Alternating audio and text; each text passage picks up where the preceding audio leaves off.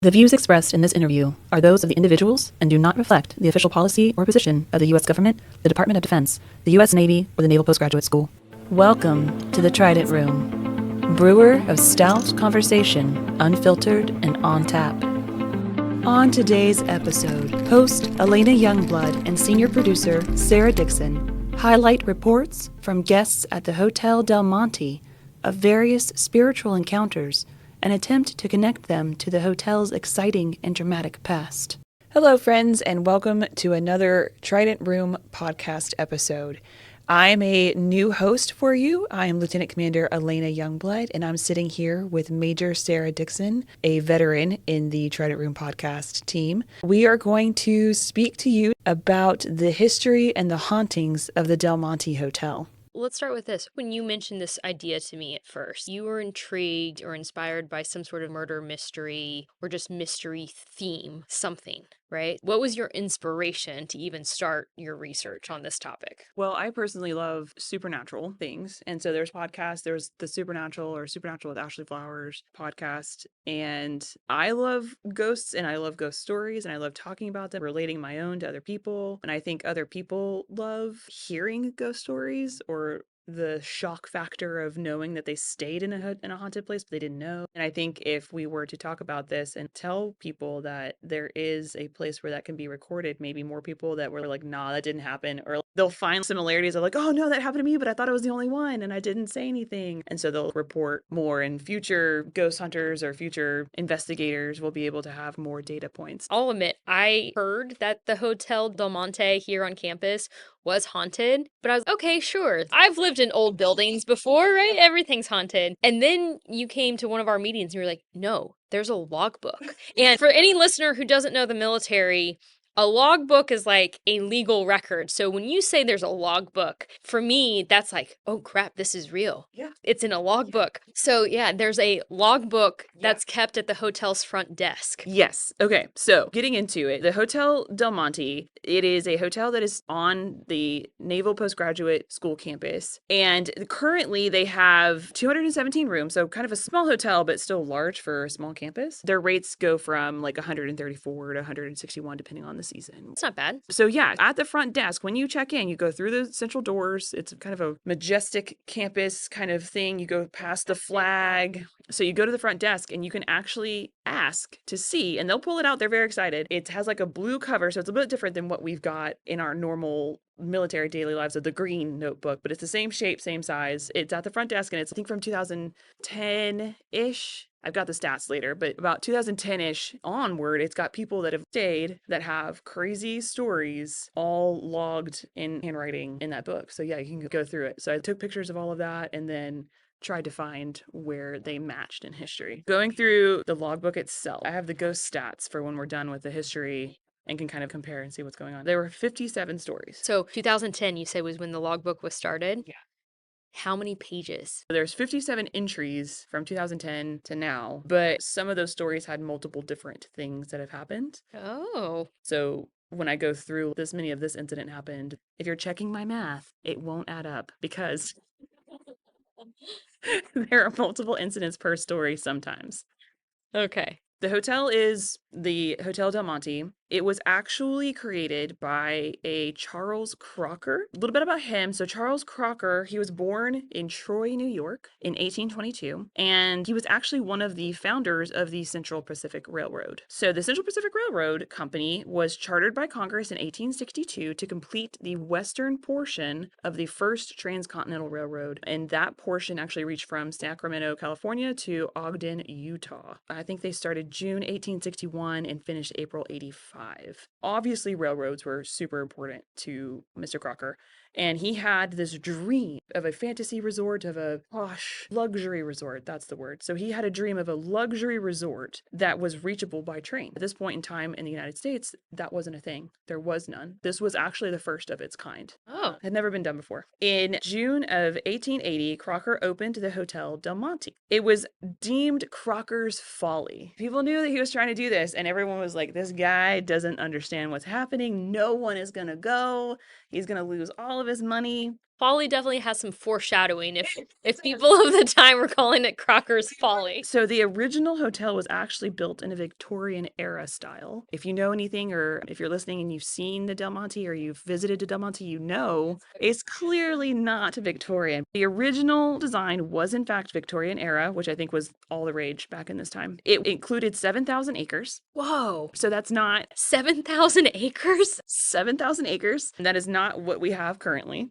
We're a little bit less than that. It did boast a 125-acre botanical garden, and this botanical garden had plants from over 60 different countries. But it only had 100 suites, a little over 100 suites and guest rooms. So I told you earlier that it's 217 now, so it started at only just over 100. Now remember, we said it was Crocker's Folly. It made over $11,300 in its first month. Wow. That's not that much today. However, that's back in the day, so I did a little calculation. With inflation.com, whatever website, that $11,300 in just the first month would mean that it was $350,865 today in 1 month. He actually had to turn down 3,000 reservations in the first 6 weeks.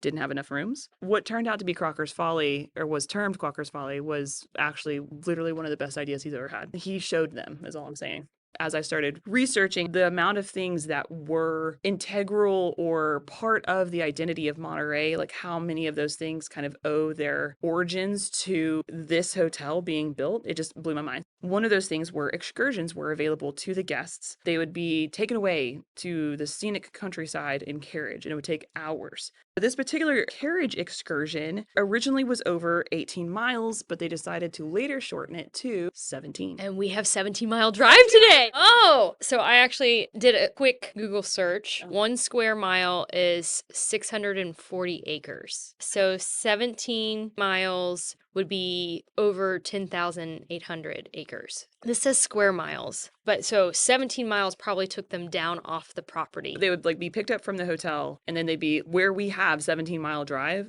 That's where they would go in the carriage and be taken around in that excursion. So it's like an all-day trip. But basically, the whole thing that people come here to go see, 17-mile drive, that came from the guest excursions from the original Hotel Del Monte establishment. Wow, that's a pretty cool historic fact. I feel like people know 17-mile drive because of the beauty, and it is a toll road. Like, you have to pay to just drive it and access it. I would venture to say it's known throughout the country. I would almost venture to say it's known internationally. I did always wonder why it was called 17-mile drive, because if you've driven it per your odometer, it's not 17 miles. Yeah. Now I know the history of 17-mile drive. It was first by carriage, and so they were like, 18 is way too long. We'll do 17. So that was a success. Another cool historical fact was that Rutherford B. Hayes became the first sitting president to visit California because he wanted to visit the Del Monte Hotel. Ooh, that's cool. Yeah, so the first ever president to come to California did so in order to visit. Because he was enticed by a luxury resort. Reached by railroad, yes. Yep. Other cool, notable guests that, I mean, they're cool to me, include celebrities over the years: President Theodore Roosevelt, Clark Gable, Carol Lombard, Marilyn Dietrich, Amelia Earhart, Charles Lindbergh, Ernest Hemingway, Mary Pickford, Charlie Chaplin, Bob Hope, Bing Crosby, and Ginger Rogers. Those three definitely make sense that they'd be visiting here. Yeah, I mean, if you have stayed at the Hotel Del Monte, you have stayed in very prestigious company, a list of people that have stayed here. That's pretty cool. I have stayed one night. I have not. I have never stayed here. I always travel with pets, and they have very few pet rooms available. Aaron and I stayed here the night of the Marine Corps birthday ball. We didn't want to drive the 3 miles home, so I just got a hotel room. So one of the reasons that I did this historical research and then got absolutely fascinated and went down so many rabbit holes was first to try and find where these ghosts came from, to see if there's any historical events that could link to or explain some of the encounters that people have been having. So we don't have any ghosts yet in the history. No. Do we want to talk about the ghosts now? So I'm going to tell you, we're coming up on our first death. That's why I did that little segue. In October 14th, 1885, the hotel did have the first guest that passed away inside its walls, 5 years after it opened. That's not that long. No. The first death is actually a gentleman named Henry Wheeler Shaw, but most people will probably know him by his pen name that is Josh Billings. He was born in April 21st, 1818 in Lanesboro, Massachusetts. He worked as a farmer, a coal miner, an explorer, and an auctioneer before finally becoming a humorous writer and was often compared to Mark Twain in his works. So very, very well known, kind of a Renaissance man, as it were. He is actually attributed to a lot of really cool quotes that we still use today. One of those is, quote, "In the whole history of the world, there is but one thing that money cannot buy, to wit, the wag of a dog's tail," end quote. And that is actually the opening of Disney's Lady and the Tramp. Oh, okay. Yeah, I was gonna say, I just Googled Josh Billings. Of course, I went to Wikipedia first. Just for the quick synopsis. Yeah, you hit all the wickets. It even shows a picture of his gravesite in Massachusetts. But yeah, that's pretty cool. Another thing that I really, really thoroughly enjoyed finding out about him is that he wrote a poem called The Kicker. I'm going to read it to you and tell me why this poem is interesting, right? Okay, the poem goes, "I hate to be a kicker. I always long for peace. But the wheel that does the squeaking is the one that gets the grease."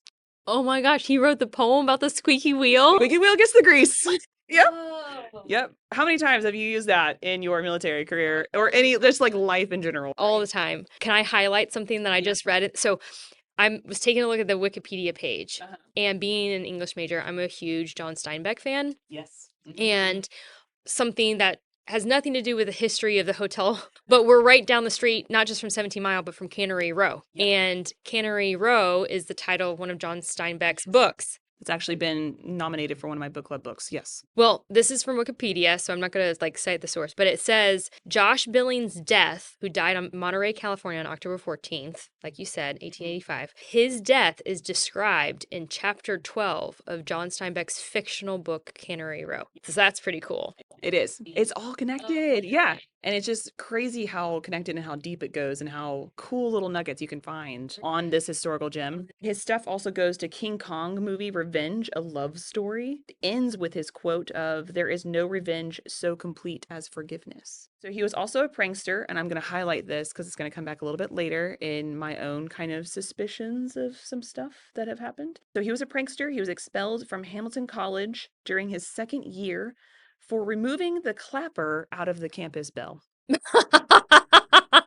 I feel like I know some people who would Yeah. totally do that. Yeah. And would, yeah, so I know people who, I wonder if that's what the official record was, because I feel like that's kind of a strong result to a quite innocent prank. It's a very effective one, but to be yeah, you just like don't come back. Like, we're done with you.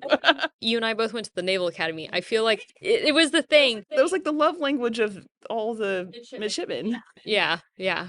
Pranks and what do we call it? Spirit missions. Quote with the air quotes, yes. But I feel like if you remove the clapper, is the term of from the bell. Yeah. I guess everybody was late to class. Like, they couldn't hear it.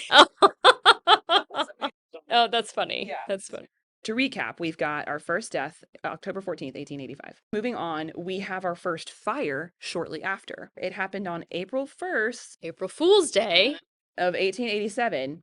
So the whole structure of the Del Monte Hotel burned down. Wow. There is no documented cause that I could find for this fire, but I'm just gonna say Mr. Billings had already passed away. April 1st, I was actually curious. I was like, April 1st we know to be a prankster holiday. He got expelled for being a prankster.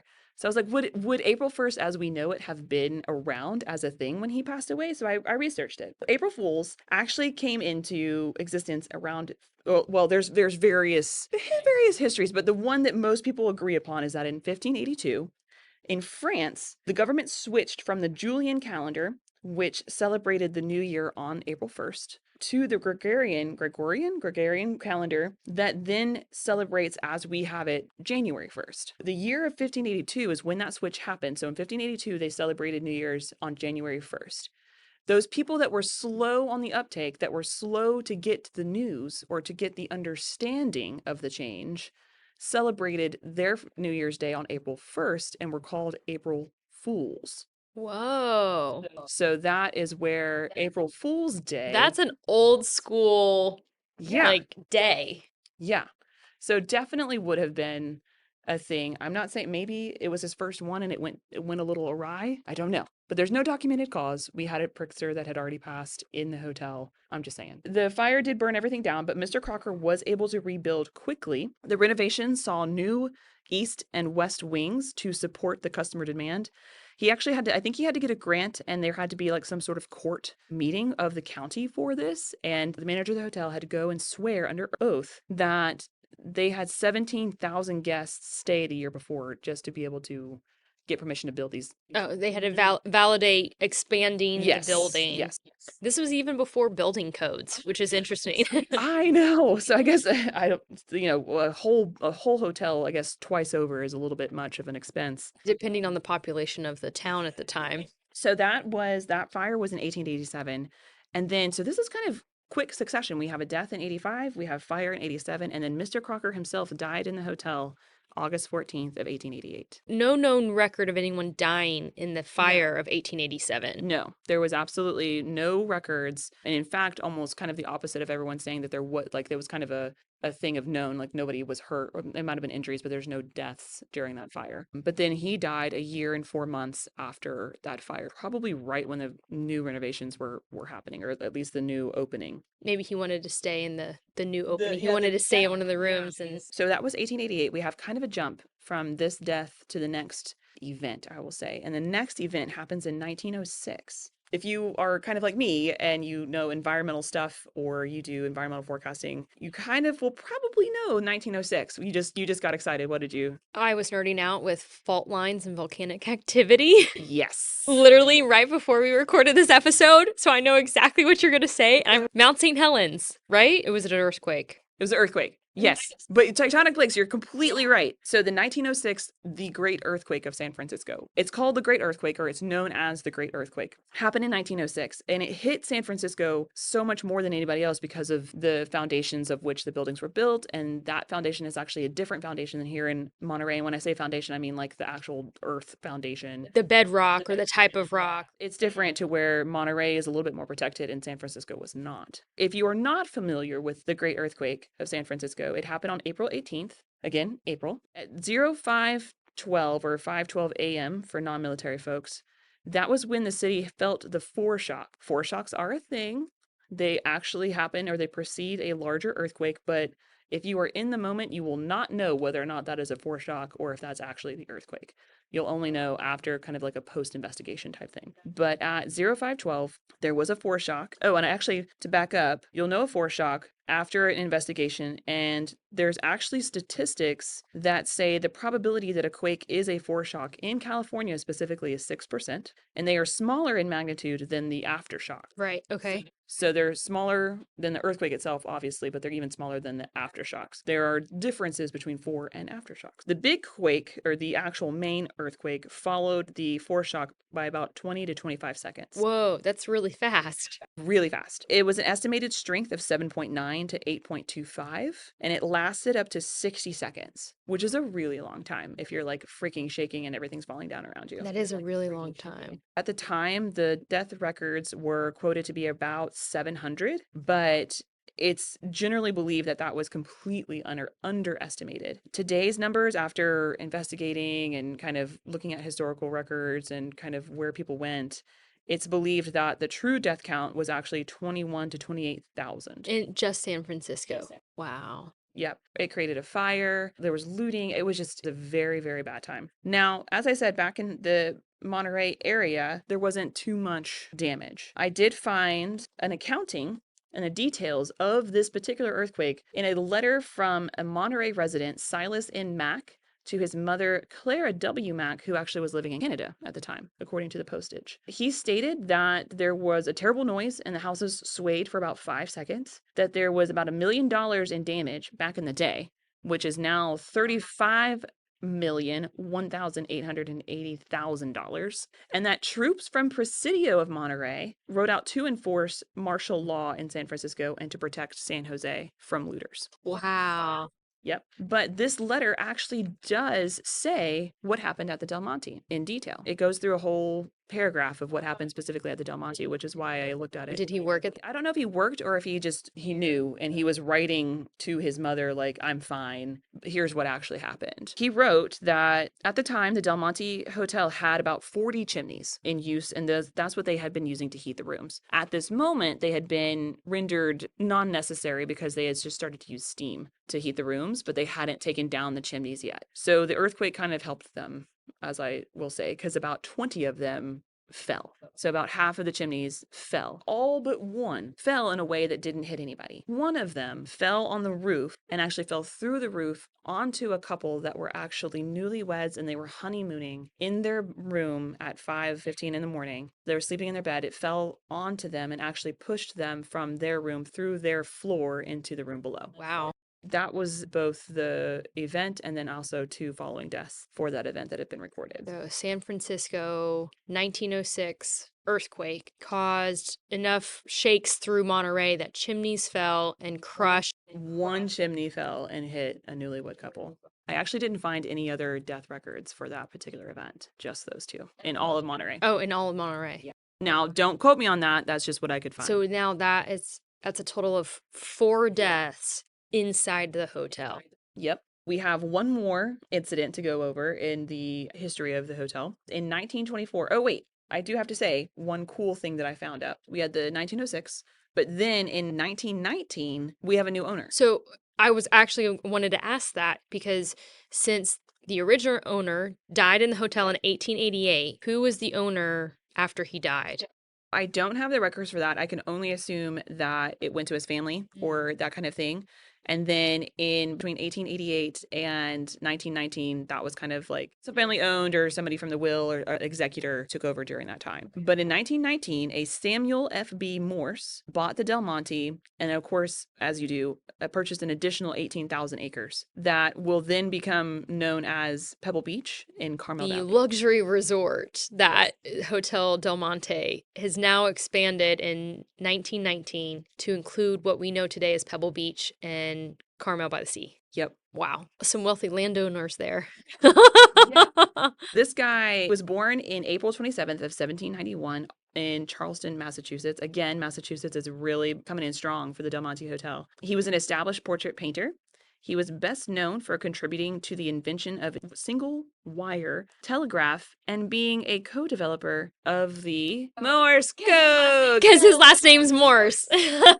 It is the co-developer of the Morse code purchased the Del Monte Hotel. Well, it's a good thing you didn't include him in one of the cool people who stayed here list that you talked about earlier, because I feel like that's pretty cool. Yeah, it's kind of like we use that a little bit in military history, just a tad. The guy who invented Morse code is also owned property we're now sitting on. It's the Del Monte Hotel, where Naval Postgraduate School sits. Yep. Just, I mean, the connections are just, I mean, they're too easy. They're too easy. So he actually was known for, he reinvigorated the hotel as more of a, like, he's obviously luxury, but also with the sports mecca that we kind of associate Monterey with today. So like the golf and the outdoor sports and, I mean, just everything that we know about kind of the outdoor life of Monterey came from this guy reinvigorating everything in that direction after he purchased the hotel. He's probably why we have tennis courts on campus. He's probably exactly why. It has to be him. So he purchased it in 1919 after the quake and was around for our final tragic event on campus or on property. And that was the 1924 fire. So there's another fire. This is the second fire at the hotel. It happened September 27th. It is believed, so this one did have kind of a precipitating event. It was believed to have been from chimney sparks. So those chimneys are really not doing well for the... So they must either not torn them all down and closed them up. And so they must have been, or built more, whatever. Yeah. I mean, I like a good ambiance. Like I like a good wood burning stove. So I'm sure there's something going on there. But it was believed to be from the chimney sparks that sparked this 1924 fire. And it burned down the whole of the central building. So again, they built on an east wing, they built on a west wing, but this fire in 1924 only burned down the central building. The central building. I'm sure it impacted them, but it did do the entire whole building, which was the only building that was available for the first fire. So it's like that central building got burned down twice with these two fires, but at least not the wings that were later on added. Because it was again burned down, Morse worked with architects. I believe there were two. I don't quote me on their names, but I believe there were two.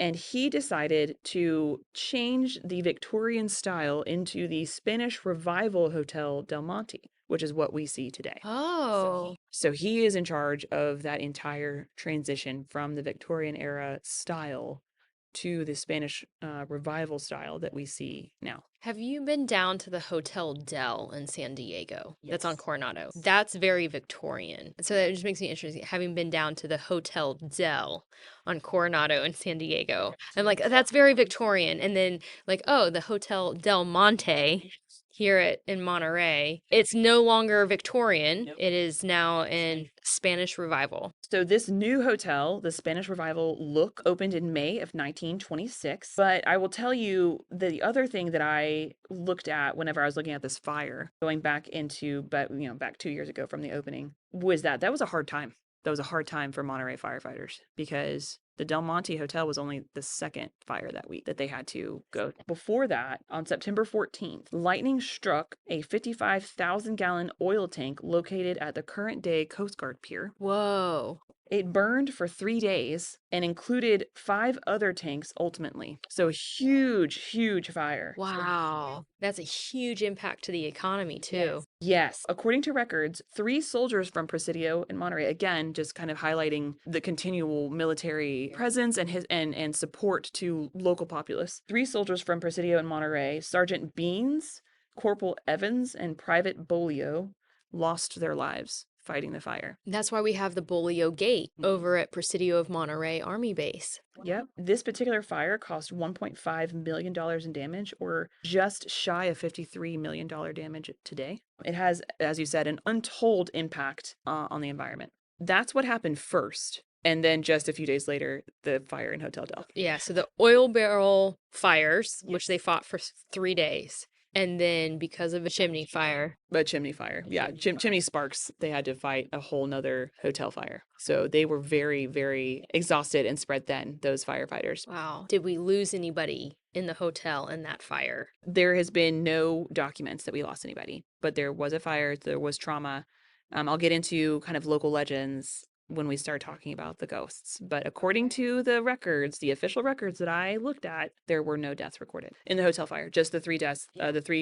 I'm sure there was more, but at least for the military wise, there was the 3 deaths fighting the original oil tank fires. So that was the 1924 fire. Then 2 years later, in May 1926, we have a new Spanish Revival hotel look. And then things kind of even out a little bit after that. Things kind of take a nice turn for us in the Navy. In 1942, the Navy took over the hotel to use as pre-flight school for aviators. In 1943, we have our first Navy presence. So in addition to the Spanish Revival style, Mr. Morris added 6 little tiny cottages that you can see today between the academic buildings and the sides of the hotel, one of the wings. The senior marine office is in one of those little cottages, or the ID card place is another cottage. So he's the one that added those 6, and then there's 3 other kind of a little bit bigger suites around the campus that he added. So those buildings date back to 1926. Yes. And then so in 1943, the first Navy presence actually took over those 6 cottages, those small ones between one of the wings and the academic buildings. We took over those, and they were initially sick bays, and they were named after the hospital ships at the time, which included the Relief, the Solace, the Comfort, the Repose,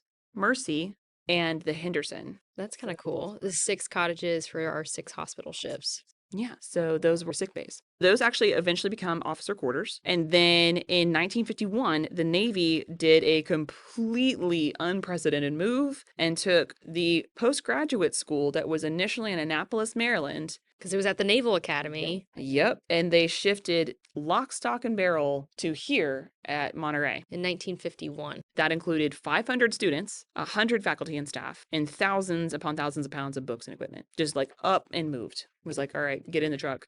Wow, I would hate to do that travel claim for that PCS move.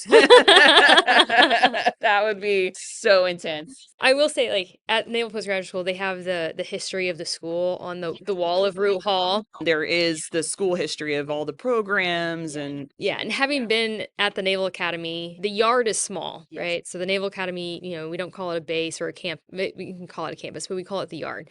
But it's way smaller than, unless you include the annex on the other side of the river. But I would say the yard is much smaller than campus here. Well, I would say academically wise, yes. But if you were to include like Bancroft Hall and that kind of stuff, because that's Hospital Point, the whole kind of campus. It would be bigger. Yeah, because an outer loop was bigger. That's a big move. But yeah, I always wondered, I was like, how would the Naval Postgraduate School be at the Naval Academy? Because we maximize out all of the living spaces and the academic nodes. Yeah. And like we're constantly like pushing at the boundaries. Especially with that many students and faculty. I mean, it was back in the day. I don't know the numbers of what the Naval Academy classes were like then, but I'm fairly certain they were below the 4,000 that is there today. But still, 1951, can you think of like travel and the travel availability of what we had to do? Good thing that this particular place was accessible by rail. Although I'm not going to complain that the Naval Postgraduate School was moved to Monterey, California. So that ends the history portion of trying to find where all of these spirits came from. Join us next time when we connect the dots from the history of this Del Monte Hotel to the hauntings. Thanks for joining us in the Trident Room. For more information about today's guests and topics, please visit the show notes online at nps.edu/Trident Room Podcast. The Trident Room Podcast has been brought to you by the Naval Postgraduate School Alumni Association and Foundation. For questions, comments, and suggestions, please email us at tridentroompodcasthost@nps.edu.